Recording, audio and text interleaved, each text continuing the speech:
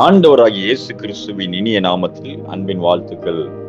இன்றைய நாளிலே ஒரு குறிப்பிட்ட சத்தியத்தை நாம் தியானிப்போம்.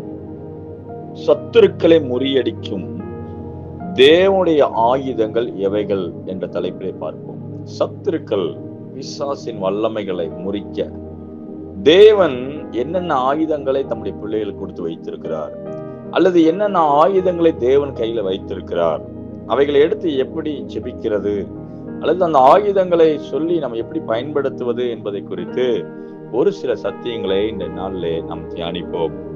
சத்துருக்கள் என்று சொல்லும் பொழுது மனுஷன் அல்ல, ஆவிக்குரிய பிசாசோடு நமக்கு சத்துருக்கள் இருக்கிறார்கள். சத்துருக்கள், சத்துருன்னு சொல்லும்போது பிசாசானவன், எதிரியானவன் என்று சொல்லி வேதத்துல வாசிக்கிறோம். ஆனால் மனுஷர்கள் எப்பொழுது நமக்கு சத்துருக்களாய் மாறுவார்கள்?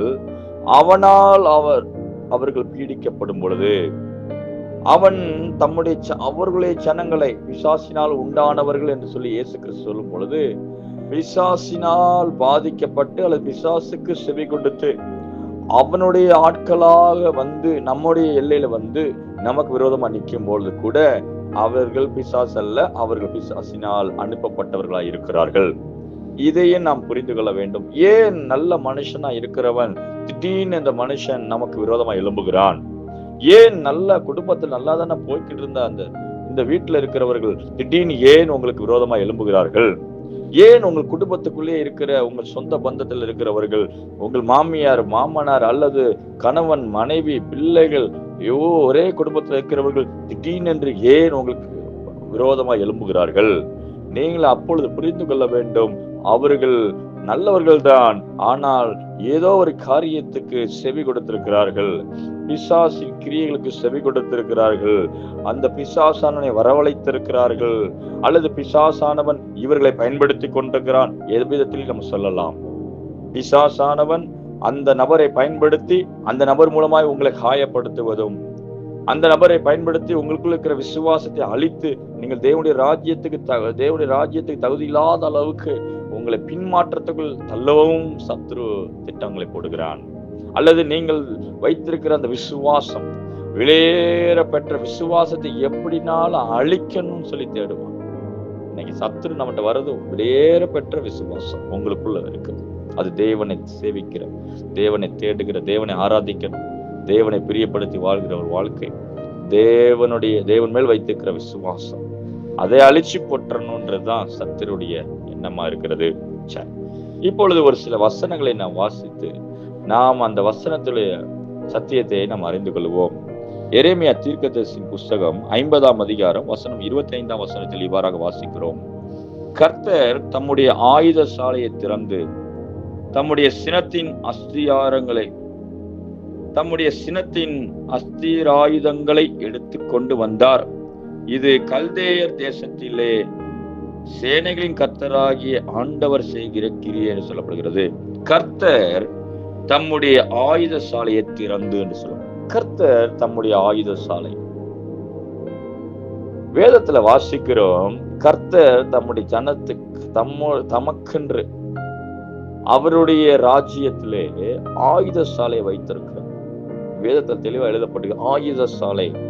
அது இங்கிலீஷ்ல இவ்வாறாக எழுதப்பட்டிருக்கு, ஆர்மரி, ஸ்டோர் ஹவுஸ், ட்ரெஷர், அப்படி கிடங்கு, இப்படி என்றால் பல விதத்துல ஒரு கிடங்கு போல ஒரு காரியத்தை வச்சிருக்கிறாரு. அந்த கிடங்குக்கு பேரு ஆயுத சாலை.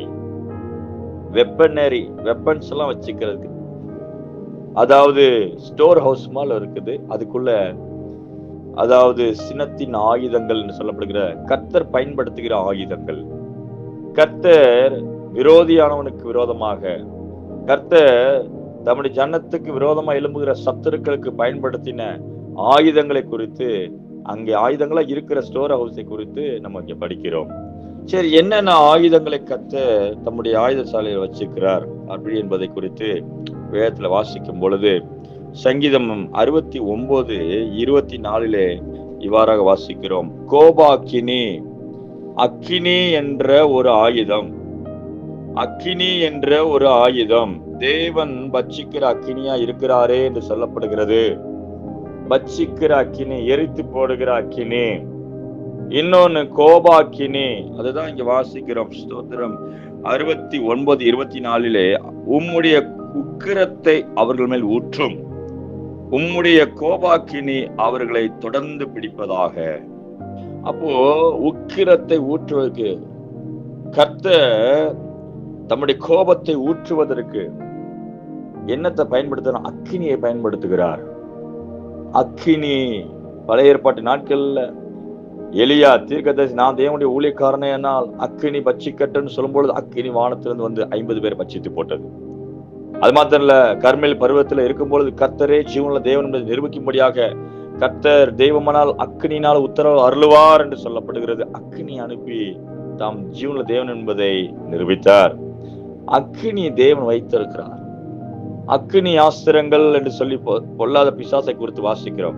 பொல்லாங்கனியையும் அக்கினி ஆஸ்திரங்கள் எல்லாம் அவித்து போடத்தக்கதாக என்று சொல்லும்போது சோதனின் அவனுடைய ஆயுதம் என்ன இருக்கிறது? சோதனையை அடையாளப்படுத்துகிறது. சோதனின் அக்கினிகள், சோதனை கொடுக்கிற ஆயுதங்கள், சோதிக்கிறவன் என்று சொல்லப்படுகிறது. ஆனா தேவன் தம்முடைய அக்கினி அனுப்பும் பொழுது அதை என்ன செய்கிறதாம்? பட்சித்து போடுகிறது. பிசாசின் கிரியைகளை பட்சிக்கிறது. பிசாசின் ஆல்டஸ், ஈவில் ஆல்டஸ், பிசாசின் பலிபீடங்களை அழிக்கிறது. உங்களுக்கு விரோதமா எழும்பி கொண்டிருக்கிற பொல்லாத மனுஷர்களுடைய செயல்பாடுகளை அழிக்கிறது. சத்துருவினால் நிரப்பப்பட்டு வருகிற அந்த பிசாசின் கிரியைகளை அழிக்கும்படியாக, அந்த மனுஷனை அழிக்கும்படியாக தேவன் அக்கினி அனுப்புகிறார். எஸ், அந்த அக்கினி தேவன்கிட்ட இருக்கிறது. அப்ப விசுவாசிகள், தேவ பிள்ளைகள் அந்த அக்கினியை எடுத்து, அதனாலதான் இயேசு கிறிஸ்து சொன்னார், வேதத்துல வாசிக்கிறோம், யோவான் ஸ்நானம் சொல்லும் பொழுது இயேசு கிறிஸ்துவை குறித்து சொல்லும் பொழுது, நான் உங்களுக்கு பரிசுத்தாவினால் ஞானஸ்நானம் கொடுக்கிறேன், நான் உங்களுக்கு ஜலத்தினால் ஞானஸ்நானம் கொடுக்கிறேன், என்னிலும் ஒருவர் வருகிறார், வல்லவர் வருகிறார், அவர் பரிசுத்த ஆவியினாலும் அக்கினினாலும் உங்களுக்கு ஞானஸ்நானம் கொடுப்பாருன்னு சொல்லி இயேசு கிறிஸ்துவை குறித்து யோவான் ஸ்நானம் சொல்லுகிறார். யோவான் ஸ்நானம் சொன்ன அந்த மார்க்ல சுவிசேஷத்துல வாசிக்கும் போது என்ன சொல்றாரு? நான் உங்களுக்கு தண்ணியில முக்கி ஞானஸ்நானம் கொடுத்துறேன், நான் உங்களுக்கு ஜலத்துல ஞானஸ்தானம் கொடுக்கிறேன். அது பத்தாது, உனக்கு இயேசு கிறிஸ்துவ விசுவாசி, அப்பொழுது அவர் உனக்கு பரிசுத்த ஆவியினாலும் அக்கினினாலும் ஞானஸ்தானம் கொடுப்பார். அக்கினியை கொடுக்கிறார். ஏன் தேவஜனம் அக்கினியானது பலிபீடங்களை சுட்டரிக்கிறது, விக்கிர ஆராதனை கிரியைகளை சுட்டரிக்கிறது. அக்கினி சுட்டரிக்கிற தன்மைகளை எரித்து போடுகிறது. உங்களுக்கு விரோதமா எழும்புகிற மந்திர, மாந்திரிக, சூனியம், செய்வினை, ஏவல், எவ்வளவு பெரிய பொல்லாத மனுஷன் எல்லாம் செஞ்சு அம்புகளா அனுப்புறான் இல்லையா? பக்கத்து வீட்டுக்காரன் செய்யறான் பாஸ்டர், இந்த வீட்டுக்காரன் செய்யறான். அதை வேடிக்கை பார்க்க உங்களை சொல்லல. ஆண்டவர் என்ன சொல்றாரு? உனக்கு நான் அக்கினியை கொடுத்திருக்கிறேன். தேங்க்யூ. தேவனுடைய அக்கினி இருக்குது என்கிட்ட, வாங்கிக்கோ. என்னுடைய அக்கினி அனுப்பு அந்த வீட்டுக்கு நேரம். கர்த்தாவே உம்முடைய அக்கினி அனுப்பும், கர்த்தாவே எழுந்தருளும், சத்துருக்கள் சிதறப்பட்டு போவார்கள். ஜெபத்துல சொல்லு, ஜெப மலைக்கு வா, அல்லது ஜெப சிந்தனையில இறங்கி வா, ஜெப இடத்துக்கு வா, ஜெப ஸ்தலத்துக்குள்ள வா, ஆவியானவரோட இணைந்து வா. அல்லேலூயா. உனக்கு விரோதமா உருவாக்கப்படுகிற ஆயுதங்களை சுட்டரித்து போடு. நான் கொடுக்கிற அந்த அக்கினியை அனுப்பு, எடுத்துக்கொள்ள அந்த அக்கினியை. இன்னைக்கு அநேக விசுவாசிகள், ஊழியக்காரர்கள், அவன் இதை பண்ணிட்டான், இவன் இதை பண்ணிட்டான், போராடிட்டு இருக்கு, அதை ஏன் பண்ணிட்டே போறான். உனக்கு ஆண்ட வேடிக்கை பார்க்க சொல்லுங்க. ஆண்ட என்ன சொன்ன? அக்கினியை பயன்படுத்து. ஹல்லேலூயா, ஹல்லேலூயா. அக்கினியை எடுத்து பயன்படுத்து. அக்கினினா அபிஷேகத்துல வா, அக்கினியின் வார்த்தைகள் அனுப்பு. ஸ்பிரிட் எப்படி அக்கினி அனுப்புறது? ஜெபத்துல, உபவாசத்துல, வார்த்தைகள்ல அக்கினி அனுப்பும் பொழுது கர்த்தர் தேவன் தம்முடைய அக்கினியை அனுப்பி உங்களை விடுதலை ஆக்குகிறார். அப்போ அக்கினி என்பது அவசியமா இருக்கிறது. அந்த பிளேம், அந்த அக்கினி, ஆவிக்குரிய அக்கினி உங்களுக்கு அவசியமா இருக்கிறது. பிசாசினால் பாதிக்கப்படுகிறவர்கள், சத்துருவினால் பாதிக்கப்படுகிறவர்கள், நீங்கள் எழும்புவதற்கு அக்கினி தேவை. தேவன் கொடுக்கிற அக்கினியை எடுத்து பயன்படுத்தி, அக்கினியை மயமானவர், அக்கினி மதிலானவரை நீங்கள் தேடும் பொழுது, அல்லது அவர் உங்களுக்குள்ள வரும் பொழுது இந்த அக்கினி வெளிப்படுகிறது. இந்த அக்கினியை அவர் அனுப்புகிறாராம். அடுத்து என்ன இருக்கான் அவர்கிட்ட? சங்கீதம் 7ஆம் அதிகாரம் 13ஆம் வசனத்திலே வாசிக்கிறோம். சங்கீதம் 7:13 இவ்வாறாக வாசிக்கிறோம். ஸ்தோத்திரம். அவனுக்கு மரண ஆயுதங்களை ஆயத்தம் பண்ணினார், தம்முடைய அம்புகளை அக்கினி அம்புகளாக்கினார். தம்முடைய அம்புகளை அக்கினி அம்பு. அடுத்தது பாருங்க, அம்புகள் வச்சிருக்கிறார் தேவன். என்ன அம்பு அது? ஏன் அம்பு? ஒரு பட்டணத்தை பிடிக்கும் பொழுது அந்த நாட்களிலே பட்டயத்தோட வருவார்கள், ரதங்களோட வருவார்கள். ஆனால் அம்புகள் மேலிருந்து அலங்கத்திலிருந்து அம்புகளை எய்வார்கள் என்று தெரியாதா என்று தாவீது கேட்கிறது போலவே, அலங்கங்கள் ஒரு பட்டணத்தை பாதுகாக்கிறதுக்கு, ஒரு பட்டணத்தை சுற்றிலும் அலங்கங்கள் கட்டி அந்த பட்டணத்தை பாதுகாத்துக் கொள்வார்கள். சத்துரு உள்ள வந்து இடிக்காதபடி, சத்துரு உள்ள வராதபடி கோட்டை வாசல்கள் இருக்கும். ஒளிமுக வாசல் என்று சொல்லப்படும் கேட் இருக்கும். அந்த பட்டணத்தின் கேட் இருக்கும், வாசல் இருக்கும். அந்த வாசல் அது பலமான கோட்டை தாழ்பால்கள், இருப்பு தாழ்பால்கள் அடைக்கப்பட்ட பட்டணமா இருக்கும். அப்படிப்பட்ட பட்டணத்தின் மேலே 4 பக்கமும் ஆட்கள் இருப்பார்கள். ஜாமக்காரன் இருப்பான். அந்த பட்டணத்தை பாதுகாக்கிற ஆட்கள் இருப்பார்கள். அவர்களுடைய வேலை அலங்கத்துல அம்புகளோடு இருப்பார்கள். யாராவது சத்துருக்கள் வருவார்கள் என்றால் தூரத்திலிருந்தே அடிச்சு, அல்லேலூயா, தூரத்திலிருந்தே அடிப்பார். இந்த பட்டணத்தை சேதப்படுத்தக்கூடாது, பட்டணத்துக்குள்ள நெருங்கக்கூடாது என்பதற்காக அலங்கத்திலிருந்து அம்பு எய்து அவர்களை கொலை செய்வார்கள், யுத்தம் பண்ணுவார்கள் அவர்களோடு. பழைய ஏற்பாட்டு நாட்கள் அம்பு, தேவன் தம்முடைய அம்புகளை வச்சிருக்கிறார். அம்புகள் தூரமாய் தாக்கும், நெருங்க விடாது. ஒருவேளை பிசாசின் வல்லமைகள் உங்க குடும்பத்துக்கு விரோதமாக, பொல்லாத மனுஷருடைய சத்தங்கள் குடும்பத்தை நெருக்கிட்டு வரான், அல்லது சில நெருக்கங்கள் கிரியைகள் என்னை தொடர்ந்து வர்றது போல இருக்குதே என்று சொல்லி கவலைப்படுறீங்களா? தேவ பிள்ளையே, அம்புகளை எடுத்து பயன்படுத்துங்க. ஆவிக்குரிய அம்புகள். ஆண்டவரே, உங்களுடைய அம்புகளை நான் எடுத்து பயன்படுத்துகிற, அம்பை அனுப்புன்னு ஒரு வாசனத்தை சொல்லிக்கிறோம். அம்புகளை அனுப்புங்க. தேவனுடைய ஆவின் அம்புகள் இறங்கட்டும். இதெல்லாம் ஸ்பிரிச்சுவல் வார்ஃபேர், ஆவிக்குரிய யுத்தத்தில் நடக்கிறது காரியம். சும்மா உட்கார்ந்து கொண்டிருப்பதில்லை ஆவிக்குரிய வாழ்க்கை. ஆவிக்குரிய வாழ்க்கை என்பது ஜெபத்திலையும் வெள்ளத்திலையும் ஆவியானவரோடு வாழ்ந்து ஜெயத்தை எடுக்கிற ஒரு நாட்கள் இருக்கிறது. சரி, கவனிங்க. அப்ப என்ன சொல்றாரு? அம்புகளை பயன்படுத்து. தேவனுடைய அம்புகள் இருக்குது அவர்கிட்ட, அதை எடுத்து பயன்படுத்த. நம்ம ஜெபத்துக்கு அவர் தம்முடைய அம்புகளை வச்சிருக்கிறார். அவருடைய ஆவிக்குரிய அம்புகளை எடுத்து, ஆண்டவரே உங்களுடைய அம்பை அனுப்பும் சொல்லுங்க. ஜெபத்துல அனுப்புங்க. அது போய் சத்துருக்களை அழித்து விடும். அது மாத்திரமல்ல, அடுத்ததாக 3வது பார்க்கும் பொழுது, அக்னிமயமான குதிரைகள், ரதங்கள் தேவன்கிட்ட இருக்கு. தேவனிடத்துல என்ன இருக்குதான்? அக்னிமயமான குதிரை ரதங்கள். 2 ராஜாக்கள் புஸ்தகம் 6ஆம் அதிகாரம் 17ஆம் வசனத்துல எலிசா தீர்க்கதரிசிக்கு விரோதமாக சீரிய ராஜா வந்து எலிசா தீர்க்கதரிசிக்கு விரோதமாக யுத்தம் பண்ண வருவான். அப்பொழுது 6ஆம் அதிகாரம் 17ஆம் வசனத்தை வாசிக்கிறோம். அப்பொழுது எலிசா விண்ணப்பம் பண்ணி, கர்த்தாவே, இவன் பார்க்கும்படி இவன் கண்களை திறந்தருளும் என்றான். உடனே கர்த்தர் அந்த வேலைக்காரன் கண்களை திறந்தார். இதோ எலிசாவை சுற்றிடும் அக்னிமயமான குதிரைகளாலும் ரதங்களாலும் அந்த மலை நிறைந்திருக்கிறதை அவன் கண்டான். கண்கள் திறக்கப்படுகிறது. மாம்சத்திலே இந்த வேலைக்காரன் அந்த எலிசாவுக்கு விரோதமா வருகிற கூட்டத்தை பார்த்து கலங்குகிறான், மாம்ச கண்கள்ல. ஆனால் ஆவிக்குரிய கண்கள்ல திறக்கும் பொழுது எலிசாவை சுற்றில அக்னிமயமான ரதங்களும் குதிரைகளும் இருக்கிறதை எலிசா தீர்க்கதரிசியுடைய வேலைக்காரன் கண்டு தைரியம் அடைகிறான். இதை கேட்டுக்கொண்ட தேவஜனமே, ஆவிக்குரிய உலகம் தான் உண்மையான உலகம். ஆவிக்குரிய உலகம் தான் மாம்சீக உலகத்தை கண்ட்ரோல் பண்ணி நடத்தி கொண்டிருக்கிறது. ஆவிக்குரிய உலகம் தான் உண்மையான உலகம். ஆவிக்குரிய உலகத்தில் நடக்கிறவைகள் மாம்சீக உலகத்தில் நடக்கும், வெளி உலகத்தில் நடக்கும். எலிசா எதிர கண்டு தைரியமா இருக்கிறார்? ஆவிக்குரிய காரியங்களை கண்டு தைரியமா இருக்கிறார். அவரை சுற்றிலும் வந்திருக்கிற எல்லா கர்த்தர் தம்முடைய தூதர்கள் தம்முடைய அக்னிமயமான ரதங்களை காட்டினோன்னே அதை பார்த்து சந்தோஷம், தைரியம் அடைகிறார். இன்னைக்கு விசுவாசிகள் வெளி தோற்றத்துல வெளியில நடக்கிற காரியங்களை கண்டு உங்க கண்கள் போராடி கொண்டிருக்கிறது. வெளியில இருந்து வர சத்தங்கள், வெளியில பார்க்கிற பிரச்சனைகள், அதனாலே நீங்க பாதிக்கப்படுறீங்க. ஆனா ஆண்டவர் சொல்றாரு, இன்னொரு உலகத்தை பாரு, என்னுடைய உலகத்துல இருக்கிற ரதங்களையும் குதிரைகளையும் பாரு. உனக்கு விரோதமா எத்தனை பேர் வந்தாலும் நான் அதை காட்டிலும் அதிகமாக நிற்பேன் என்று கர்த்தர் சொல்லுகிறார். அல்லேலூயா, சொல்லுங்க அல்லேலூயா. எலிசா தீர்க்கதரிசி சொன்னது அவர்களோடு இருக்கிறதை பார்க்கிலும், அங்க பிசிக்கலா இருக்கிற வல்லமையை பார்க்கிலும் ஆவிக்குரிய வல்லமை ஆகிய தேவனுடைய ரதங்கள், ஆவிக்குரிய ரதங்கள் அதிகமா இருக்கிறது. உங்களை எந்த ஒரு சத்துருவும் பொல்லாத மனுஷன் தொடாதபடி கர்த்தர் வேலி அடைப்பார். அக்கினிமயமான ரதங்கள் உங்களுக்குள்ள இருக்கும் பொழுது அவைகளை நீங்க பயன்படுத்தும் போது தேவனே அக்கினிமயமான ரதங்களோடு குதிரைகளோடு வந்து உங்களை பாதுகாப்பா. நம்முடைய தேவன்ட்ட அக்கினிமயமான ரதங்களும் குதிரைகளும் இருக்கிறது என்ப சத்தியத்தை நீங்கள் நானும் ஒரு நாளும் மறக்காம இருப்போம். அல்லேலூயா.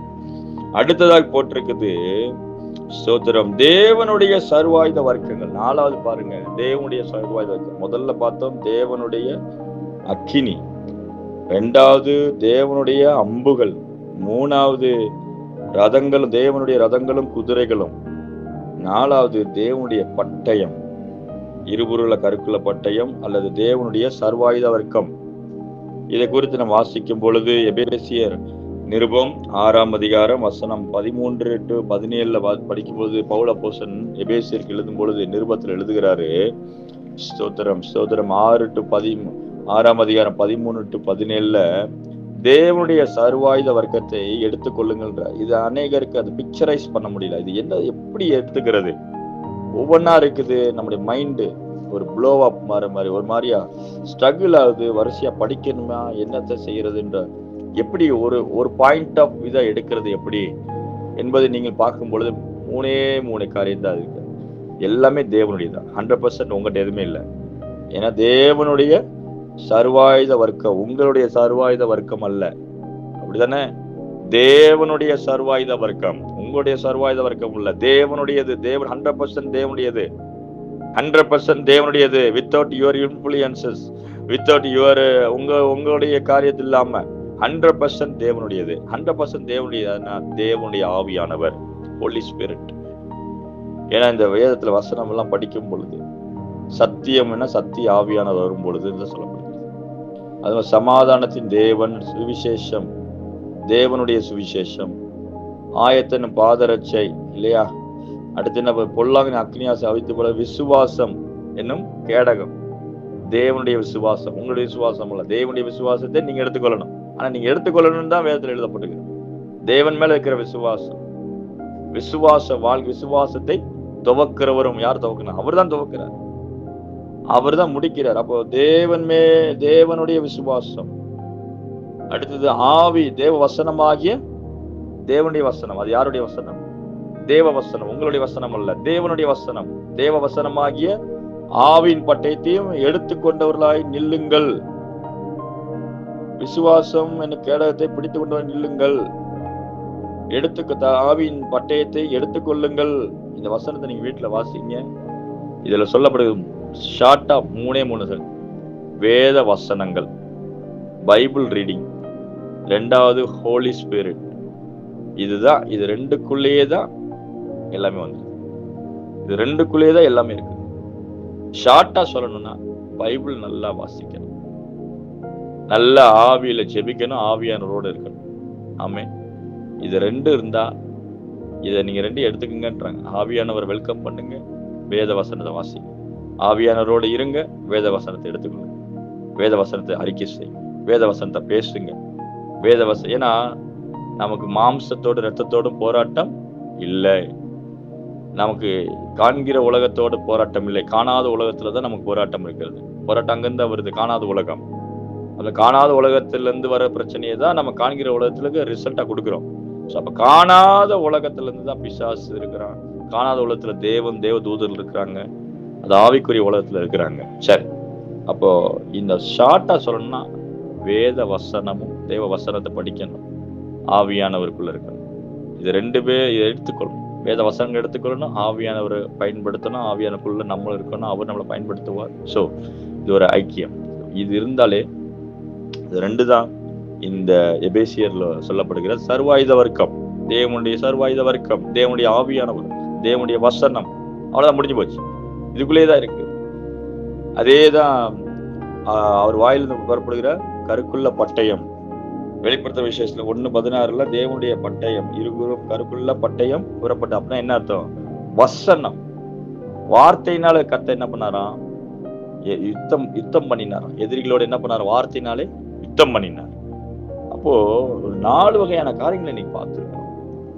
விசுவாசிகள், தேவ பிள்ளைகள் தேவனுடைய ஆயுத சாலையை திறந்து அதுல இருக்கிற காரியங்களை பார்க்கும் பொழுது தேவனுடைய அக்கினி, தேவனுடைய அம்புகள், தேவனுடைய ரதமான குதிரைகள், ரதங்கள், அப்புறம் தேவனுடைய சர்வாயுத வர்க்கம், அதுக்குள்ளேயே தேவனுடைய பட்டயம் இருக்கு, வசனமாகிய தேவ பட்டயம், ஆவியின் பட்டயம். ஸோ இந்த நாளை நீங்க பயன்படுத்தும் பொழுது உங்களுக்கு வருகிற பிரச்சனைகள், யுத்தங்கள், போராட்டங்கள் எல்லாத்துலயுமே இந்த அக்கினியை எடுத்து இந்த காரியங்களை பயன்படுத்துவோம்.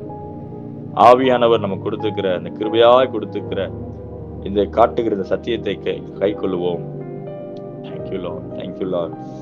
ஆயுத சாலையை திறந்து கர்த்தருடைய ஆயுதங்கள் எடுத்து பயன்படுத்துவோம். ஜெபிப்போமா?